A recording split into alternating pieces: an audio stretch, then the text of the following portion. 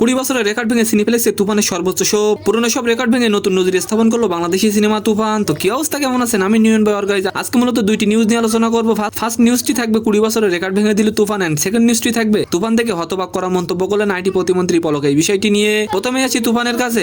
বর্তমানে স্টার সিনেপ্লেক্সে প্রায় সকল দর্শকের কাছে অনেক জনপ্রিয়, ফলে ছবি মুক্তি দেওয়ার ক্ষেত্রে সিনেপ্লেক্স টার্গেট করেন সংশ্লিষ্টরা। নতুন খবর হচ্ছে ঈদুল আজহায় মুক্তি পাওয়া 5টি ছবির মধ্যে স্টার সিনেপ্লেক্সে তুফান একচেটিয়া ব্যবসা করছে। শুধু তাই নয়, এই ছবির মাধ্যমে সিনেপ্লেক্সের 20 বছরের রেকর্ড ভেঙে নতুন ইতিহাস তৈরি করলো বাংলাদেশি সিনেমা তুফান। সর্বোচ্চ শো, দর্শক চাহিদা আকাশচুম্বী থাকায় বাংলা ছবির সব রেকর্ড ভেঙে দিয়েছে তুফান।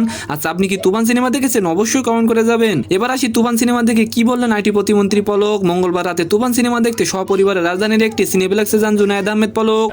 এক কথায় বলতে গেলে উড়াধুরা, এবং উনি বিশ্বমানের একজন সুপারস্টার। যে কোনো সিনেমাটি দেখা শেষে হল থেকে বের হয়ে সাংবাদিকদের সাথে কথা বলেন তিনি।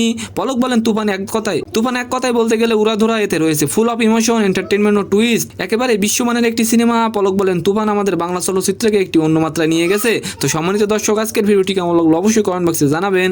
আর ভিডিওটি যদি ভালো লাগে অবশ্যই একটি লাইক দিয়ে আমাদের চ্যানেলটিকে সাবস্ক্রাইব করে দিবেন। ধন্যবাদ।